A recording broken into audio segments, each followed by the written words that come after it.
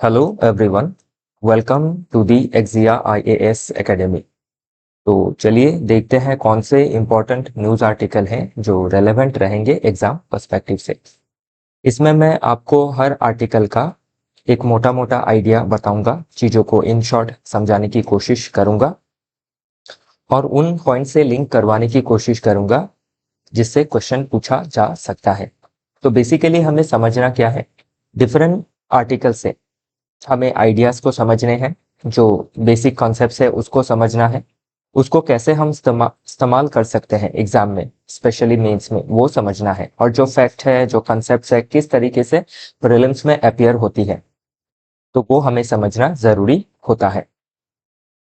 हमारा जो भी एनालिसिस है ये बेस्ड है आपके UPSC as well as state PCS का जो ऑफिशियल सिलेबस है। सेकेंडली, जो यूपीएससी और स्टेट पीसीएस के प्री और मेंस के क्वेश्चन पेपर है उसके ऊपर ये पूरा एनालिसिस बेस्ड है, ताकि चीज़ें ज़्यादा एग्जैजुरेट ना हो और हम आपको एग्जाम रेलेवेंस जो है चीज़ों का वही बस समझाएं। ओके, और ये मैं मान के चल रहा हूँ कि आपका जो फाउंडेशन है वो स्ट्रांग है, इकोनॉमी को लेके, पॉलिटी को लेके, हिस्ट्री का, ज्योग्राफी का, साइंस एंड टेक्नोलॉजी का। ओके, तभी आप चीज़ों को आसानी से समझ पाएंगे। नहीं तो थोड़ी दिक्कतें हो सकती है, लेकिन फिक्र करने की ज़रूरत नहीं है। आप 4-6 महीने कंटिन्यू रखिए, आपको चीज़ें समझ में आने लगेंगी। एक महीना टफ लगेगा, दूसरा महीना थोड़ा इजी लगेगा, और वैसे करते करते आपका क्या है, साल भर में प्रिपरेशन जो है वो हो जाएगा। बाकी अगर आप क्लासरूम से एकदम बिगिनिंग से सीखना चाहते हैं तो आप हमारे फाउंडेशनल कोर्स से जुड़ सकते हैं, जिसमें हम आपको कॉम्प्रिहेंसिव कवरेज देंगे पूरा सिलेबस का। पूरा जो सिलेबस है उसके हिसाब से कॉम्प्रिहेंसिव स्टडी मटेरियल दिया जाएगा। जो भी क्लासेस होंगी एक्सपर्ट फैकल्टी के द्वारा कराई जाएंगी, जिनको UPSC as well as state PCS का प्री, मेंस और इंटरव्यू का, इवेंट सिलेक्शन का एक्सपीरियंस रहा है। इसी के साथ रेगुलर टेस्ट भी दिया जाएगा for pre and mains. One on one mentoring के तहत आपका जो स्ट्रेंथ है, वीकनेस है, उसके ऊपर वर्क किया जाएगा। इन हाउस लाइब्रेरी का भी फैसिलिटी है, तो जो ऑफलाइन के स्टूडेंट है वो इन हाउस लाइब्रेरी फैसिलिटी में भी एनरोल कर सकते हैं। बाकी फी वगैरह के बारे में डिटेल में जानने के लिए आप कांटेक्ट कर सकते हैं 6002417488 नंबर पे। तो चलिए देखते हैं आज का पहला आर्टिकल। तो आज का पहला आर्टिकल बात करता है about financial inclusion and social security. तो अभी ध्यान रखिएगा, फाइनेंशियल इंक्लूजन होता क्या है। जब हमारे जो फाइनेंशियल सिस्टम है, बैंकिंग सिस्टम है, बैंकिंग सिस्टम में आपका खाता खुलना, खाते के साथ आपको डिपॉजिट का फैसिलिटी मिलना, क्रेडिट का फैसिलिटी मिलना, ओके, फिर आपका इंश्योरेंस का फैसिलिटी मिलना, तो ये सभी चीजें, देन इन्वेस्टमेंट का फैसिलिटी मिलना, तो ये सभी चीजें क्या कही जाती है, फाइनेंशियल इंक्लूजन। तो जब फाइनेंशियल इंक्लूजन होता है तो सोशल सिक्योरिटी आती है, और जब financial inclusion plus social security आता है तो इक्वल टू क्या होता है, सोशल जस्टिस सर्व होता है। तो ध्यान रखना है कि हमारे देश में जो फाइनेंशियल इंक्लूजन है वो काफी हद तक उसको एंश्योर किया गया है अंडर प्रधानमंत्री जन धन योजना, जिसमें बहुत सारे बैंक अकाउंट खोले गए हैं, तो जिसको लॉन्च किया गया था 2014 में। तो इसके हिसाब से क्या है, now 99% of Indian adult percent of adults in India have bank account. तो 99% के पास बैंक अकाउंट है। लेकिन अभी करना क्या है, हमने बैंक अकाउंट तो खुलवा दिया, फाइनेंशियल इंक्लूजन का पहला स्टेप तो हो गया। अभी क्या करना है, जो फाइनेंशियल इंक्लूजन में या फिर फाइनेंशियल इंक्लूजन के जो डिफरेंट एस्पेक्ट है, like savings, okay, like investment, like insurance, okay, जो भी फैसिलिटीज है उनको अवेलेबल करवाना जरूरी है टू आवर पॉपुलेशन। ओके, तो वही चीजें इसमें कही गई है, expand financial inclusion using AI, artificial intelligence का इस्तेमाल करके। ओके, आपको क्या कर हमारे जो फाइनेंशियल इंटरमीडियरीज है, फाइनेंशियल इंटरमीडियरीज कौन होते हैं, जो आपके बैंक है, या फिर आपके बैंक में भी डिफरेंट जो नॉन बैंक इंस्टीट्यूशन है उसको भी हम इसमें ले सकते हैं। तो ये department of finance, financial service के जो सेक्रेटरी साहब है, उन्होंने ये आर्टिकल में ये चीजें मेंशन की है। तो इससे अभी क्या है, हमारे देश में हमें विकसित भारत बनना है बाय 2047। तो उसके लिए लोगों का फाइनेंशियल इंक्लूजन होना बहुत ज्यादा जरूरी है। तो इसको आप विकसित भारत से लिंक कर सकते हैं, क्योंकि अभी से जब सभी को फाइनेंशियल सिक्योरिटी मिलेगी, सभी को जब फाइनेंशियल सर्विसेज मिलेगी, फॉर एग्जांपल अभी जो रूरल एरिया है उसमें जो आपके एमएसएमई है, जो एग्रीकल्चरलिस्ट है, ओके, या फिर जो अलाइड एक्टिविटीज में जुड़े हुए हैं, उनको जो फॉर्मल बैंकिंग सिस्टम है उससे कनेक्ट करके फॉर्मल क्रेडिट दिलवाना जरूरी रहेगा। क्योंकि पूरा देश जब काम करेगा, पूरे देश में जब फाइनेंशियल एक्टिविटीज रहेंगी थ्रू फॉर्मलाइजेशन, तभी क्या हो सकता है, देश का विकास हो सकता है। जो सोशल इनइक्वालिटी है, इकोनॉमिक इनइक्वालिटी है, उनको दूर की जा सकती है। सिर्फ शहर का अगर हम फाइनेंशियल इंक्लूजन करेंगे तो उससे 60 से 70% जो आबादी है वो पीछे रह जाएंगी। तो इसलिए मोटा मोटा आपको क्या समझना है कि देश का फाइनेंशियल इंक्लूजन चाहिए, क्यों?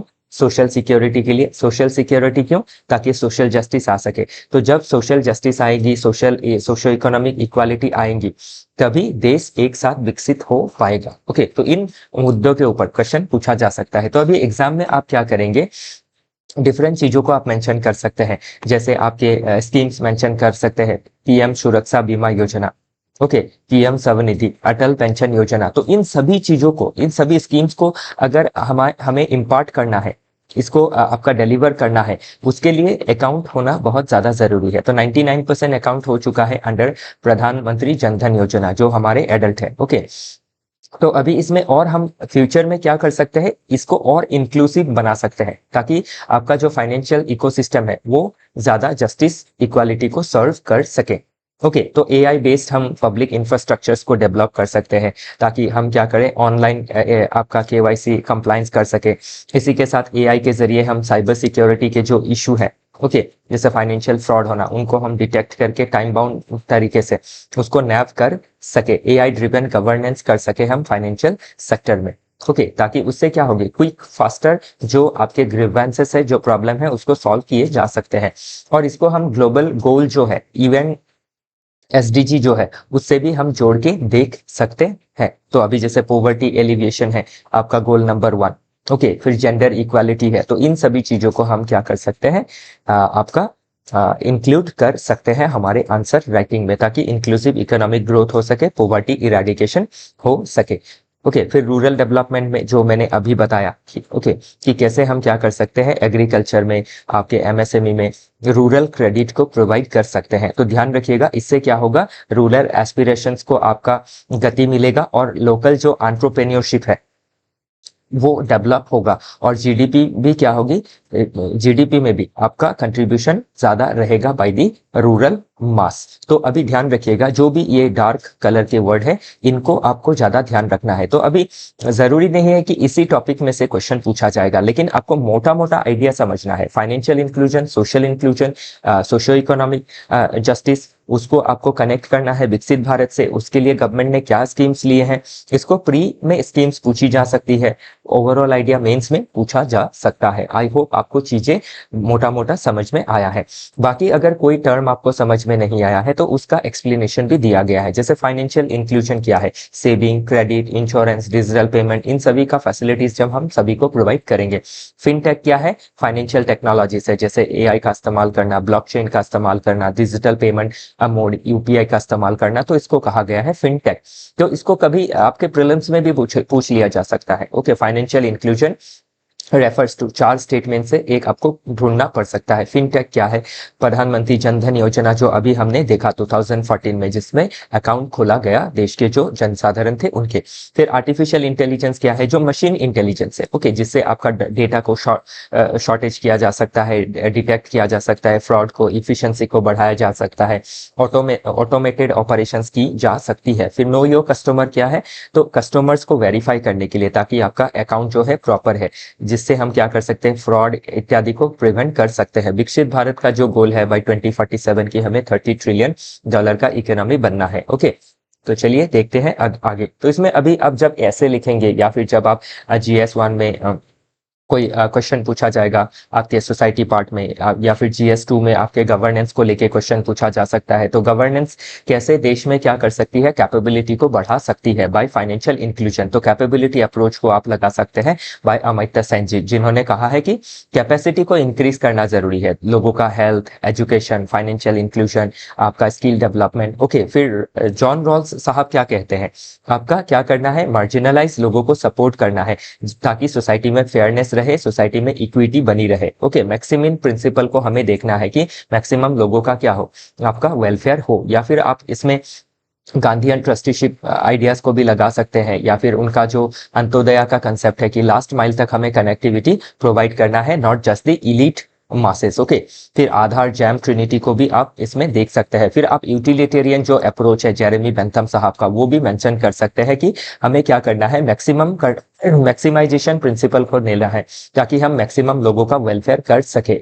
ओके, बाकी इसका लिंकेजेस आपके इकोनॉमिक से है, इंडियन इकोनॉमिक डेवलपमेंट से है, पॉलिटिकल साइंस से है, सोशल साइंस से है। तो ये चीजें आपको समझनी ज्यादा जरूरी है कि मैं एक एक आइडिया को कितने तरीके से एग्जाम में पुट कर सकता हूं। ओके, बाकी जो सिलेबस से लिंकेज है इसको थोड़ा आप देख लीजिएगा। बाकी वे फॉरवर्ड में हमें क्या करना है, AI for risk based KYC देखना है, जनधन 2 हमें लाना है। ओके, ताकि और हम फाइनेंशियल इंक्लूजन कर सके। फिनटेक हमें लाना है एग्रीकल्चर में ताकि डिजिटल लैंडिंग प्लेटफॉर्म्स को, क्रॉप इंश्योरेंस को डेवलप किया जा सके।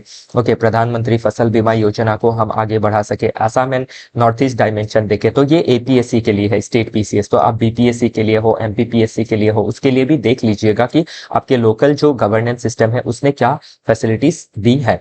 पब्लिक इंफ्रास्ट्रक्चर को क्या करना है, डिपेंडिंग करना है। तो पब्लिक इंफ्रास्ट्रक्चर में आजकल आपके जो हीरा मॉडल है, हाईवे, इनलैंड वाटरवे, रेलवे, आपके एयरवेज के अलावा भी डिजिटल पब्लिक इंफ्रास्ट्रक्चर को डेवलप करना जरूरी है। नेटवर्क का जो आपका कनेक्टिविटी है वो प्रोवाइड करना जरूरी है। तो फिनटेक, ESG फ्रेमवर्क, तो ESG फ्रेमवर्क क्या होता है, एनवायरमेंटल सोशल गवर्नेंस जो नॉर्म है उसको भी फुलफिल करना चाहिए। Okay, focus on women and marginalise segments को डेवलप करने में ये मददगार रहेंगी। नेक्स्ट आर्टिकल ध्यान रखिएगा, अगेन बात कर रहा है अबाउट फाइनेंशियल इंक्लूजन। ओके, या फिर आपका how to ensure financial inclusion that will ensure social justice, and social justice and financial inclusion will together ensure आपका जस्ट सोसाइटी और इक्वल और इक्विटेबल सोसाइटी। ओके ओके, तो ये जो नेक्स्ट आर्टिकल है ये बात कर रहा है PSB waiving minimum account balance fines. तो अभी क्या है, आपके जो डिफरेंट बैंक होती है, PSB मतलब आपके पब्लिक सेक्टर बैंक। तो पब्लिक सेक्टर बैंक में भी प्राइवेट बैंक भी होती है, और आपके क्या शेड्यूल कमर्शियल बैंक के अंदर आपके पब्लिक सेक्टर बैंक होती है और प्राइवेट बैंक होती है।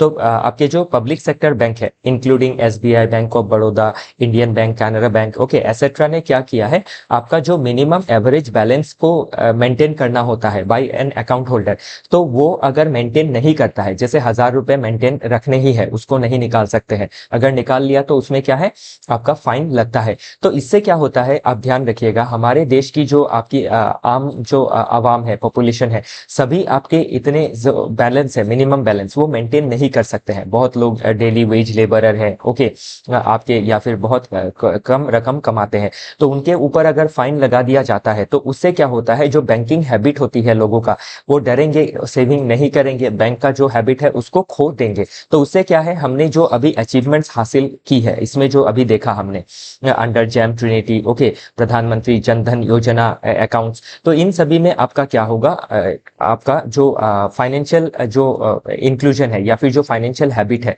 वो बंद हो जाएंगी। तो इसीलिए क्या कर रही है, जो पब्लिक सेक्टर बैंक है वो आपकी वेविंग कर रही है मिनिमम अकाउंट बैलेंस फाइन्स को, कि फाइन नहीं लगेगा, आप बैंकिंग प्रैक्टिस कीजिए, आप 2, 4, 600 रुपए जितने भी आप रख सकते हैं, निकाल सकते हैं, उसको रखिए और आप विड्रॉ कर सकते हैं। ओके, तो ध्यान रखिएगा वही चीज इसमें मेंशन की गई है। तो आई होप आपको समझ में आया होगा कि बैंकिंग जो हैबिट है उसको बरकरार रखने के लिए देश में जो फाइन है उसको कम करना जरूरी रहेगा।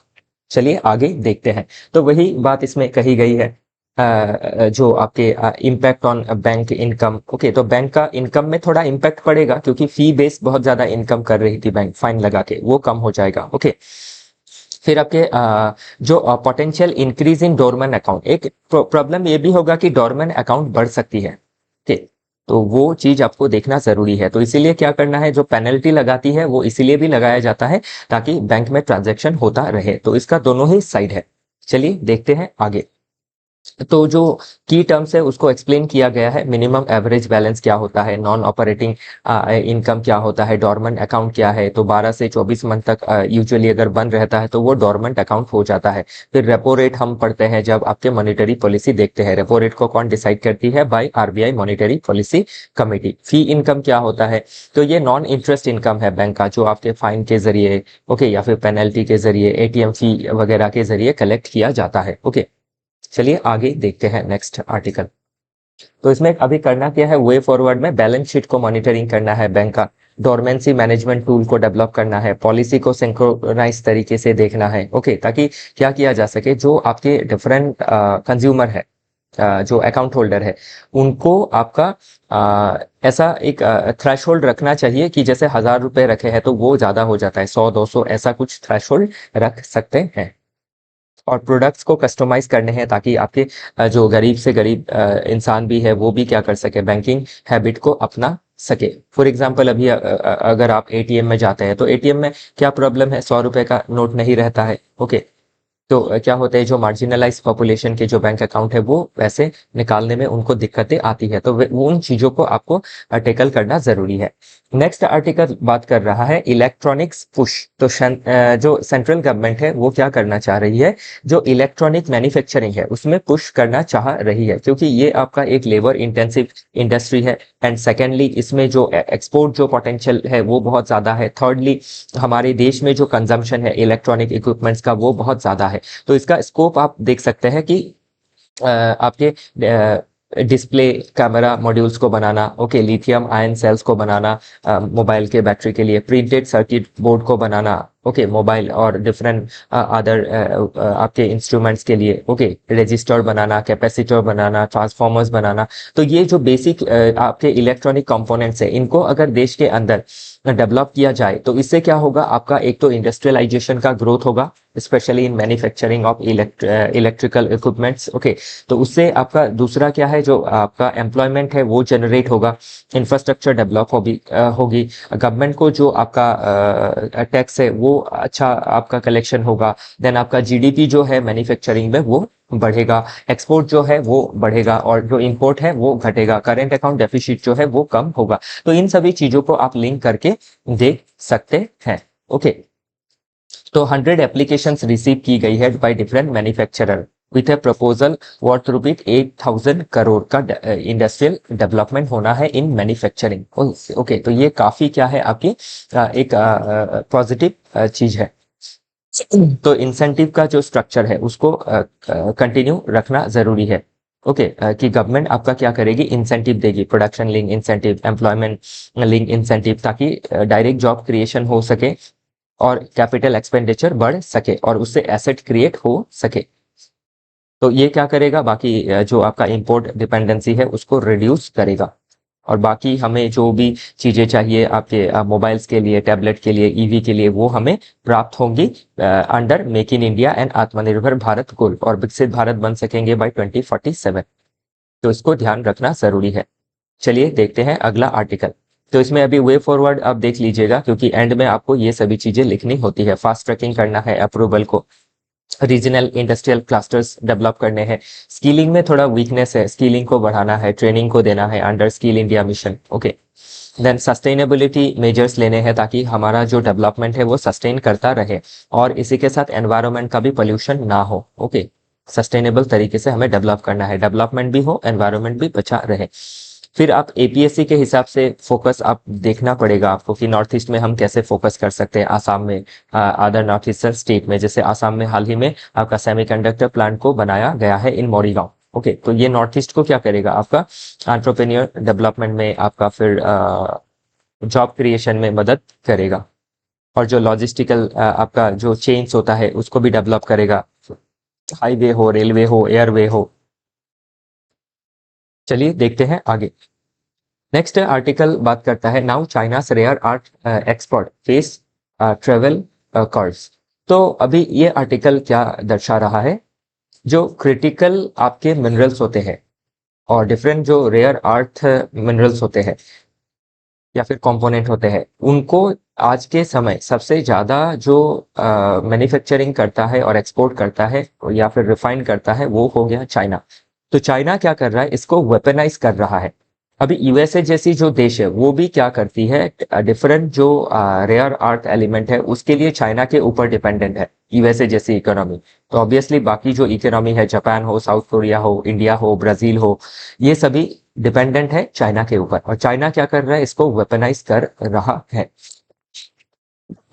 तो इससे अभी प्रॉब्लम क्या होगा, अभी इंडिया के पर्सपेक्टिव से अगर आप देखें तो इंडिया में जो डिफरेंट आपके डेवलपमेंटल हमारी जर्नी है, जैसे हम ईवी में फोकस कर रहे हैं, तो ईवी के लिए क्या है, डिफरेंट आपके रेयर अर्थ एलिमेंट्स का जरूरत होता है। फिर डिफेंस मैन्युफैक्चरिंग में फिर आपके जो डिफरेंट इलेक्ट्रॉनिक इक्विपमेंट्स है उसके लिए, तो उसके लिए रेयर अर्थ एलिमेंट का बहुत ज़्यादा ज़रूरी है। तो इंडिया का जो गोल है रिन्यूएबल एनर्जी में ट्रांजिशन करना, through electric vehicle, through solar panel, through wind turbine, इसके लिए रेयर अर्थ एलिमेंट बहुत ज़्यादा ज़रूरी है। अभी जो आपका रेयर अर्थ एलिमेंट में जो आपके डिफरेंट सॉर्ट ऑफ मैग्नेट होते हैं, उसको चाइना एक्सपोर्ट नहीं कर रहा है, जिसके वजह से क्या हो रहा है, जापान ने भी आपकी जो मारुति सुजुकी की कार है उसको, उसका मैन्युफैक्चरिंग को कम कर दिया है। इंडिया में भी जो अब हम ईवी मैन्युफैक्चर कर रहे हैं उसमें भी आपकी क्या हो सकती है, ऑब्स्टेकल क्रिएट हो सकती है। फिर हमारा जो रिन्यूएबल एनर्जी ट्रांजिशन है, हमारा गोल है अंडर पंचामृत स्ट्रेटेजी की नेट जीरो बनना है बाय 2047, 50% एनर्जी को अचीव करना है थ्रू रिन्यूएबल एनर्जी बाय 2050। ये सभी चीजों में बाधा आ सकती है। तो पहले तो उन्होंने रेयर अर्थ का एक्सपोर्ट में लिमिटेशन लगाया था, अभी क्या कर रहे हैं, रेयर अर्थ जो एक्सपोर्ट्स है, जो एक्सपोर्ट है, टेक्निकल एक्सपर्टीज जिनके पास है, उनके ट्रेवल में भी बैन लगा रही है बाई चाइना। तो देख सकते हैं चाइना का जो रुख है वो बाकी देश के इकोनॉमी में, टेक्नोलॉजिकल ट्रांजिशन में, रिन्यूएबल एनर्जी शिफ्ट में बाधा दे रहा है। तो अभी हर देश को सोचना जरूरी है इसमें, इंक्लूडिंग इंडिया, कि रेयर अर्थ एलिमेंट में हम कैसे अपना जो आत्मनिर्भर जो गोल है उसको हम अचीव कर सकते हैं। अदरवाइज क्या है, हमारा जो ट्रांजिशन है वो स्लो डाउन हो जाएगा, विकसित भारत का जो गोल है वो वीक हो जाएगा। ओके, तो इसके लिए क्या करनी है, आपकी देश को समझना जरूरी है कि हम अपने देश के अंदर जो जीएसआई है, जियोलॉजिकल सर्वे ऑफ इंडिया, वो हमारे देश के जो रेयर अर्थ एलिमेंट है उसको मैपिंग करें। और इसी के साथ जो डिफरेंट नेशन है, जो लाइक माइंडेड नेशन है हमारे साथ, उनके साथ हम आपके डिफरेंट पार्टनरशिप करें। तो ऑलरेडी पार्टनरशिप जैसे ऑस्ट्रेलिया के साथ, चिली के साथ, अफ्रीकन नेशंस के साथ ऑलरेडी किया गया है खनिज विदेश इंडिया लिमिटेड के जरिए, तो उसको आप मेंशन कर सकते हैं मेंस में। ठीक है, बाकी रेयर अर्थ मैग्नेट क्या है, डुअल यूज टेक्नोलॉजीज क्या होती है, ये सभी चीजें पूछी जा सकती है प्रीलिम्स में, और मेंस में इन वर्ड्स का इस्तेमाल रहेगा। चलिए देखते हैं आगे। नेक्स्ट आर्टिकल बात कर रहा है अबाउट नॉर्थ ईस्ट के 85% जो डिस्ट्रिक्ट है उनमें क्या हुआ है, एसडीजी जो है, सस्टेनेबल डेवलपमेंट गोल, उनमें परफॉर्मेंस जो है वो काफी आगे बढ़ा है। तो अभी जो north east region district SDG जो इंडेक्स है, इसको पब्लिश करता कौन है, इसको पब्लिश करता है बाय नीति आयोग। तो इसमें अभी क्या है, आपकी पॉजिटिव देखी गई है। तो इसमें अभी अरुणाचल प्रदेश में, ओके, आसाम में, आप देख सकते हैं ये डिस्ट्रिक्ट की संख्या है। तो ये जो डिस्ट्रिक्ट है, त्रिपुरा में 8 डिस्ट्रिक्ट, सिक्किम में 6 डिस्ट्रिक्ट, नागालैंड में 9 डिस्ट्रिक्ट, मिजोरम में 11, ऐसे करके इन डिस्ट्रिक्ट्स ने क्या किया है, आपका जो परफॉर्मेंस है डिफरेंट मैट्रिक्स में वो अच्छा किया है। जैसे एसडीजी गोल 1 है आपका, पोवर्टी रिडक्शन 2 है, हंगर एलिमिनेशन, उस तरीके से क्या है आपका जीएस, फिर आपका एसडीजी गोल 3 प्रोबेबली मुझे जितना तक याद है हेल्थ में, ओके, फिर 4 एजुकेशन में, 5 आपके जेंडर इक्वालिटी में, ओके, 6 आपके क्लीन वाटर में, 7 आपके अफोर्डेबल एनर्जी में। तो इन सभी चीजों में क्या की है, नॉर्थ ईस्ट के डिस्ट्रिक्ट ने अच्छा परफॉर्म किया है। तो ये सभी चीजें इसमें मेंशन की गई है। अभी कौन से टॉप डिस्ट्रिक्ट्स है, मिजोरम के 2 डिस्ट्रिक्ट है, ओके, इसमें एक चंपाई है और एक आपका हंथियाल है। प्रोनाउंसिएशन गलत हो सकता है, ओके, उसके लिए माफ कीजिएगा। तो ये 2 डिस्ट्रिक्ट्स के नाम आपको याद रखने हैं, एग्जाम में पूछा जा सकता है।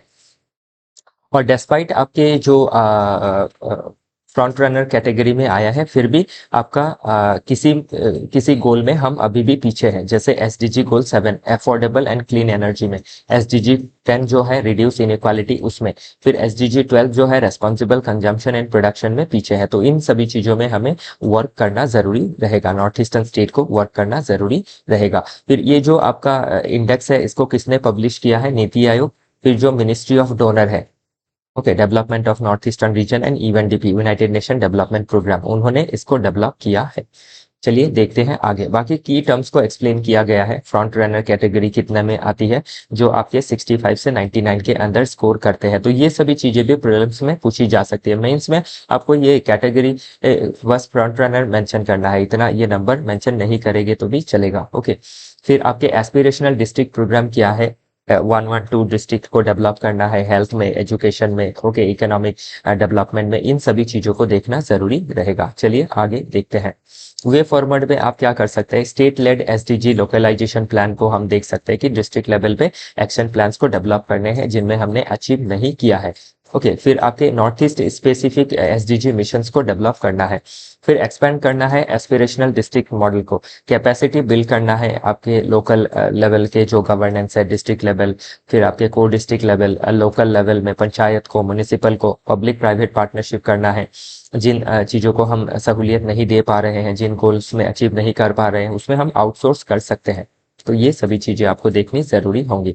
नेक्स्ट जो आर्टिकल है ये वोडाफोन का, जो आपका हाल ही में जो उनका जो बैंकरप्सी का हालत है, या फिर जो फिर आपके उभर नहीं पा रही है because of giant telecom companies like Jio की वजह से। क्योंकि जियो का जो आप फैसिलिटीज देखते हैं, उनका नेटवर्क का एक्सपेंशन हो या फिर आपके जो डिफरेंट जो पैकेज होते हैं आपके महीने के हो या फिर 3 महीने के हो, जो पैकेजेस है वो काफ़ी अट्रैक्टिव है, एज वेल एज जो नेटवर्क एक्सपेंशन है वो भी काफ़ी अच्छा है। तो इसके वजह से क्या है, अभी जियो इनके साथ वोडाफोन जो है इनके साथ कम्पीट नहीं कर पा रही है।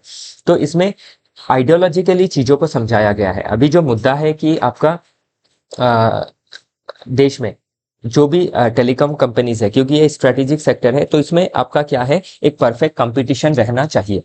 सिर्फ एक अगर प्लेयर रहता है जियो, तो वो मोनोपोली उसका बढ़ सकता है, वो मोनोपोलाइज कर सकता है, जो सही नहीं है। तो इसीलिए गवर्नमेंट क्या कर रही है, बीएसएनएल को कभी भी नहीं छोड़ती है। बीएसएनएल को लॉस मेकिंग होने से भी उसको बार बार आपका बेल आउट कराती है या फिर उसको आगे बढ़ा के चल रही है। क्यों? ताकि आपका ये स्ट्रेटेजिक सेक्टर है। बहुत ऐसे जगह है जहां जियो काम नहीं करना चाहता है, वहां बीएसएनएल काम करती है।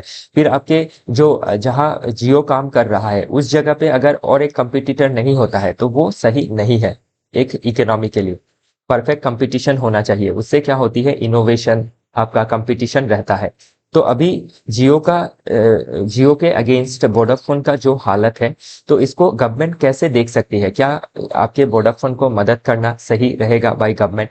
तो आप अगर आइडियोलॉजिकली देखें सोशलिस्टिक वे में, तो ये जरूरी है। क्योंकि आपका कोई एक जब कंपनी रहेगा तो वो क्या करेगा, मोनोपोलिस्टिक टेंडेंसीज को बढ़ाएगा, रेट हाइक हो सकता है, ओके, नेटवर्क खराब हो सकती है। अभी धीरे धीरे क्या है, जियो का भी नेटवर्क बहुत सारी जगह में खराब है, क्योंकि ये देखा जा रहा है कि बाकी जो आपके नेटवर्क्स है, आपके वोडाफोन के अलावा एयरटेल है, एयरटेल का भी सर्विस किसी जगह तो बहुत अच्छा है, किसी जगह वो उनका रीच भी नहीं है।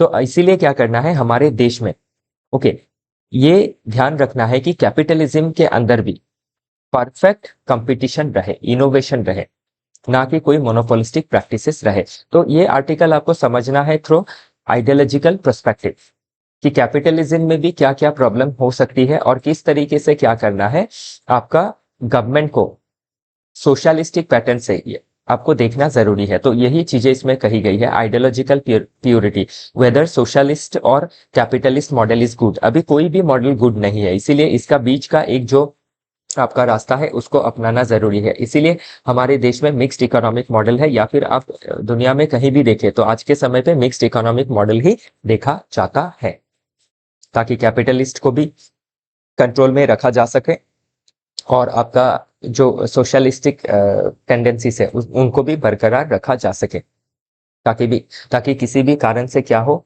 आपके इम्परफेक्ट कंपटीशन ना हो, आपकी इक्वालिटी जो है सर्विसेज में वो बनी रहे, ये इंश्योर करना जरूरी है भाई गवर्नमेंट, ताकि आपकी कोई प्रॉब्लम ना रहे। ओके, तो बाकी प्राइवेटाइजेशन क्या होता है, नेशनलाइजेशन क्या होता है, तो अभी वोडाफोन का जो हालत है तो उसको नेशनलाइज भी किया जा सकता है। क्यों? ताकि उसमें जो आपके डिफरेंट वर्कर्स है वो काम में बने रहे, जॉब लॉस ना हो, और दूसरा जो आपका कंपटीशन रहे मार्केट में, एक परफेक्ट कंपटीशन, इनोवेशन बना रहे, उसके लिए ये जरूरी है। ओके, चलिए आगे देखते हैं। नेक्स्ट आर्टिकल इंपॉर्टेंट रहेगा फ्रॉम पी प्री पर्सपेक्टिव। तो इसमें स्पेशली आपके एक टेलीस्कोप के बारे में बात किया गया है, रोबिन्स सिमोनी सर्वे टेलीस्कोप। तो ये वर्ल्ड का लार्जेस्ट डिजिटल कैमरा टेलीस्कोप है, जिसका आपका मेगापिक्सल में भी नहीं, 3.2 गीगापिक्सल में ये है। और ये कहाँ अवस्थित है? आपके चिली में अवस्थित है, ये देख सकते हैं। तो इसका काम क्या है? हमारा जो मिल्की वे गैलेक्सी है, ओके, तो डिफरेंट गैलेक्सी है, और डिफरेंट गैलेक्सी में हमारा जो गैलेक्सी है, जिस गैलेक्सी में हम रहते हैं, हमारा जो सोलर सिस्टम है, उसको कहा जाता है मिल्की वे गैलेक्सी। तो ये जो रूबिन टेलीस्कोप है, इसका काम क्या है? आपका मिल्की वे गैलेक्सी के स्ट्रक्चर को समझना। मिल्की वे गैलेक्सी में जो डार्क मैटर है, जो डार्क एनर्जी है, जिसका इन फ्यूचर क्या है, पोटेंशियल रह सकता है ह्यूमैनिटी के लिए, इकोनॉमिक डेवलपमेंट के लिए, उसको एक्सप्लोर करना। ओके, फिर सोलर सिस्टम को ऑब्जर्व करना, पूरा जो सोलर सिस्टम है, फिर जो चेंजिंग हो रही है स्काई में, उसको ऑब्जर्व करना। और ये जो आप देख रहे हैं, ये है इसका ऑब्जर्वेटरी। ओके, रोबिन टेलीस्कोप का ऑब्जर्वेटरी। इससे क्या किया जा सकता है? ये सभी चीजें की जा सकती है। तो ध्यान रखिएगा, इसके बारे में पूछा जा सकता है। ये सबसे बड़ा डिजिटल कैमरा है। कितना गीगा मेगापिक्सल में नहीं है, गीगापिक्सल में है, जो 40 मून के बराबर साइज को एक समय पे देख सकता है। तो ये सभी चीजें अभी ध्यान रखिएगा, प्रीलिम्स में पूछी जा सकती है। किसको मैप करने के लिए है, इसका कितना गीगापिक्सल है, कितने मून बराबर ये एरिया को कवर कर सकता है। ओके, और आपको ये कितना डेटा आपका रख सकता है। It will gather 20 terabyte TB of astronomical data every night for 10 years. 10 year तक 20 टेराबाइट डेटा रख सकता है एवरी नाइट का, 10 साल तक।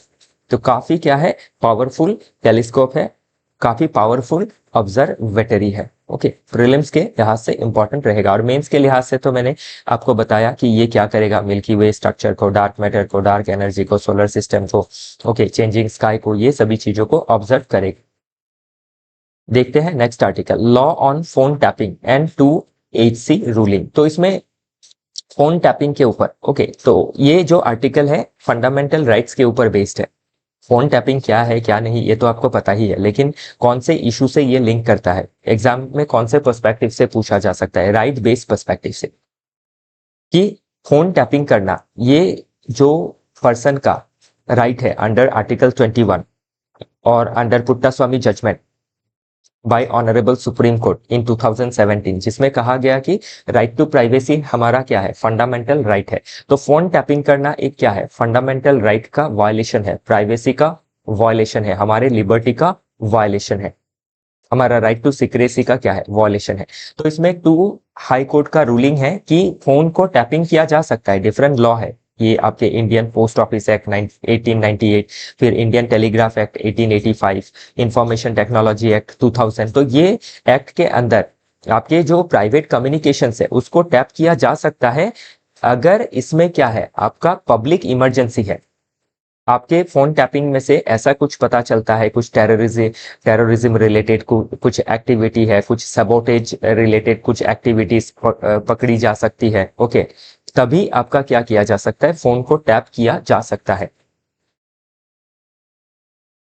किसी पर्सनल कारण से कोई अभी जो एजेंसी है, गवर्नमेंट एजेंसी है, या फिर गवर्नमेंट अपने कोई जो अपोजिशन पार्टी के रूलर्स है उनको लेके, या फिर मेंबर्स है, उनका फोन टैपिंग करना वो सही नहीं रहेगा। तो इसमें कहीं आपके फोन टैप किया गया था, ओके, कि आपका किसी ने टैक्स इवेजन किया था, held that tax evasion does not qualify as public emergency और पब्लिक सेफ्टी। तो टैक्स इवेजन करने की वजह से उनका फोन टैप किया गया था, ताकि कुछ आपका इंफॉर्मेशन का पता लगाया जा सके। तो ये एक इंडिविजुअल प्रॉब्लम था एडमिनिस्ट्रेशन के साथ, इसमें कोई पब्लिक इमरजेंसी या फिर पब्लिक सेफ्टी जैसी बात नहीं थी। तो अभी आपको ध्यान क्या रखना है कि पब्लिक सेफ्टी और पब्लिक इमरजेंसी क्लॉज के तहत अंडर दिस 3 एक्ट आपके पर्सनल कम्युनिकेशन को या फिर चैनल्स को टैप किया जा सकता है अगर पब्लिक इमरजेंसी या फिर पब्लिक सेफ्टी कंसर्न रहा तो। ओके, छोटे मोटे चीजों के लिए टैपिंग नहीं की जा सकती है क्योंकि फंडामेंटल राइट सबसे ऊपर रहता है, तो वही चीज इसमें मेंशन की गई है। नेक्स्ट आर्टिकल बात कर रहा है about a concept call golden visa scheme. तो अभी यूएई जो है वो इंडिया को एंड बांग्लादेश को गोल्डन वीजा स्कीम प्रोवाइड करने वाला है। तो अभी प्रीलिम्स में पूछा जा सकता है कि गोल्डन वीजा स्कीम होता क्या है। तो गोल्डन वीजा स्कीम क्या है, ये आपके परमानेंट रेसिडेंसी के लिए ये वीजा दिया जाता है डिफरेंट नेशनल्स को। इसमें माइग्रेशन को जो है प्रमोट किया जाता है, हर किसी को नहीं दिया जाता है।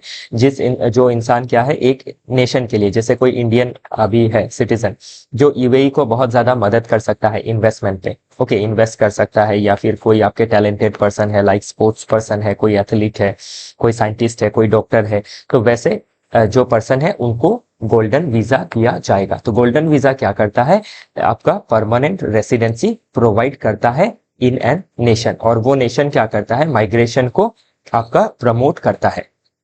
तो अभी इसमें क्या है, आप अगर इंडिया को यूएई गोल्डन वीजा प्रोवाइड कर रहा है, इसका मतलब है कि इंडिया यूएई का जो रिलेशन है वो काफी अच्छा है। दूसरा इसका मतलब ये भी है कि इंडिया में टैलेंटेड जो आपके पर्सन है उनको वर्ल्ड के जो डिफरेंट नेशन है वो सीख करना चाहती है। और प्रॉब्लम में देखें तो गोल्डन वीजा जैसे स्कीम से क्या है, हमारे देश से ब्रेन ड्रेन हो सकता है।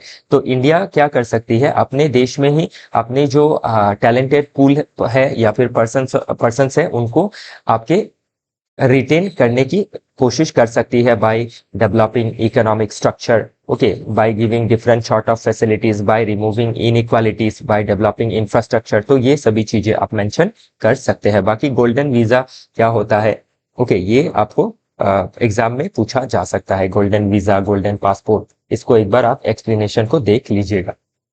नेक्स्ट आर्टिकल बात करता है नाउ प्रूव योर आइडेंटिटी।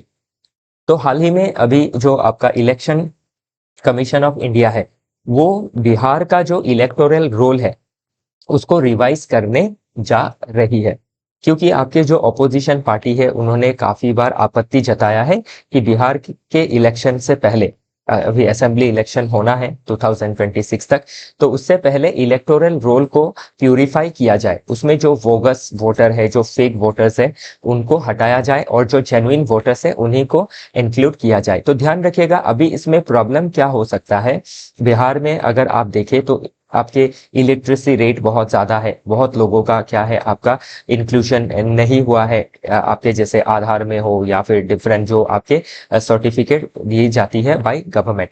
तो इससे क्या हो सकता है, जेन्युइन जो वोटर्स है उनका एक्सक्लूशन हो सकता है। तो इसमें ये जो आर्टिकल है इंपॉर्टेंट कैसे रहेगा इन फ्यूचर, एक तो बीपीएससी के लिहाज से इंपॉर्टेंट रहेगा कि रिवीजन ऑफ इलेक्टोरल रोल जो है क्रिटिकली एग्जामाइन करने आ सकता है। इसका पॉजिटिव नेगेटिव दोनों रहेगा, बोगस वोटर्स फेक वोटर्स निकल जाएंगे, लेकिन जो जेन्युइन वोटर्स है वो जब निकल जाएंगे उनको फिर से प्रूफ करने के लिए जो डॉक्यूमेंटेशन चाहिए उसकी कमी हो सकती है। इससे जो पीपल का एक कॉन्स्टिट्यूशनल राइट है under article 326 right to vote, उसका वायलेशन हो सकता है। और इलेक्टोरल रोल में नाम ना आने के साथ ही प्रॉब्लम क्या होगा, डिफरेंट जो सोशियो इकोनॉमिक वेलफेयर स्कीम्स है उनसे आपके हाथ धो सकते हैं और इससे प्रॉब्लम क्या हो सकता है, आपका बढ़ सकता है। नेक्स्ट आर्टिकल कल हमने देखा था ब्रिक्स के बारे में, तो मैंने कहा था कि ब्रिक्स का कोई अच्छा आर्टिकल आता है तो मैं उसको कवर करूंगा। तो अभी ब्रिक्स में क्या है, यूएसए को लेके बहुत ज्यादा कंसर्न है, तो बहुत सारी डिसीजंस ब्रिक्स नहीं ले पा रही है, क्यों, because of threat by Donald Trump. तो अभी ब्रिक्स का मेन एजेंडा क्या है कि आपका जो डिफरेंट ब्रिक्स के नेशन है उनके बीच में जो इकोनॉमिक कोऑपरेशन है वो बढ़े और ये खुद का क्या करे, एक आपका डिफरेंट इकोनॉमिक सिस्टम बनाए, लाइक जैसे न्यू डेवलपमेंट बैंक बनाना जो ज्यादा रिलाई किसके ऊपर नहीं करेगी, आईएमएफ एंड वर्ल्ड बैंक के ऊपर। तो जो नेशंस रहेंगे ब्रिक्स के वो एनडीबी से लोन ले सकेंगी। तो ये जो आपके यूएस डोमिनेटेड जो इंस्टीट्यूशन है उससे छुटकारा मिलेगा। सेकेंडली आपका ब्रिक्स पेमेंट सिस्टम बनाने के बारे में भी कहा जा रहा है कि ब्रिक्स जो है वो क्या करेगी, alternative international reserve currency system बनाएगी, पेमेंट सिस्टम बनाएगी। इससे जो डॉलर का डोमिनेंस है वो कम हो जाएगा, डी डॉलराइजेशन होगा इससे। तो ये चीज डोनाल्ड ट्रंप बर्दाश्त नहीं कर पा रहे हैं और उन्होंने थ्रेट भी किया है ब्रिक्स नेशन को, अगर ऐसा करते हैं तो जो इन फ्यूचर है आपका सैंक्शंस झेलना पड़ सकता है, जैसे रशिया ने सैंक्शंस झेला है। जो इंटरनेशनल पेमेंट सिस्टम है स्विफ्ट, उससे रशिया को, ईरान को आपका निष्कासित कर दिया गया है। तो इससे अभी क्या है, जो हम चाह रहे हैं, जो डेवलपिंग नेशन है ब्रिक्स, कि अपने पेमेंट सिस्टम हो, अपना आपका credit, sovereign credit rating system हो, अपना खुद का डेवलपमेंटल बैंक हो, अपना खुद का इंटरनेशनल रिजर्व करेंसी हो, तो ये यूएसए का डोमिनेंस को खत्म करेगा और यूएसए नहीं चाहती है उसका डोमिनेंस खत्म हो। तो इससे देख सकते हैं कि इंटरनेशनल लेवल पे पॉलिटिक्स में जो डोमिनेंट नेशन है वो कैसे क्या करते हैं, अनडेमोक्रेटिक तरीके से डिफरेंट नेशंस को प्रेशराइज करते हैं। और इससे क्या होता है, आपका जो रीजनल डेवलपमेंट है वो नहीं हो पाता है, इनइक्वालिटी जो है वो बरकरार रहती है, जो डोमिनेंस होता है बाय डेवलप्ड नेशंस वो बरकरार रहती है। चलिए देखते हैं आज का आखिरी आर्टिकल। आखिरी आर्टिकल बात करता है हिंदी इन हिंदुत्व।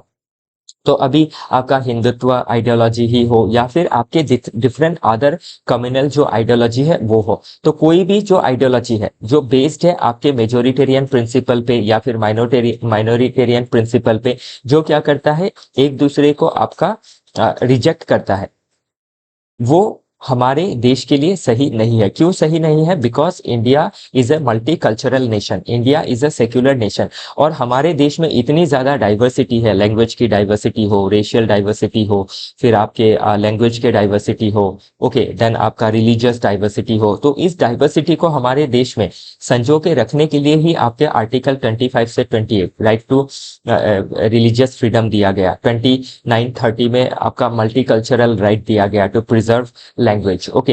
या फिर आपके कॉन्स्टिट्यूशन के प्रियम्बल में सेक्युलरिज्म जैसे टर्म को यूज किया गया, article 14 right to equality before law के बारे में बात किया गया। तो हमारे देश में क्या करना है, जो डाइवर्सिटी है उसको हमें एक्नॉलेज करना है। अगर डाइवर्सिटी को हम एक्नॉलेज नहीं करते हैं, कोई माइनॉरिटी किसी के ऊपर अपना कल्चर थोपता है, कोई मेजोरिटी अपना कल्चर अपना लैंग्वेज किसी के ऊपर थोपता है, तो उससे क्या होता है, देश की जो हार्मोनी है, देश की जो अखंडता है, ओके, यूनिटी इंटीग्रिटी, वो वायलेट होती है। तो इसीलिए हमें क्या करना है, अपने देश का जो यूनिटी है, इंटीग्रिटी है, उसको संजो के रखने के लिए हर कल्चर, हर लैंग्वेज, हर रीजन, हर आपका कम्युनिटी का हर एथनिसिटी को एक्नॉलेज करना, रिकॉग्नाइज करना जरूरी है। उसी लिहाज से ये आर्टिकल बात कर रहा है, ओके, कि हम क्या कर सकते हैं, आपके जो डाइवर्सिटी है उसको हम रिजेक्ट करके आगे नहीं बढ़ सकते, उसको एक्नॉलेज करके ही हमें आगे बढ़ना जरूरी रहेगा। इसी के साथ आज का जो डिस्कशन है वो समाप्त होता है। कल फिर मिलेंगे डिफरेंट आर्टिकल के साथ। आज के लिए इतना।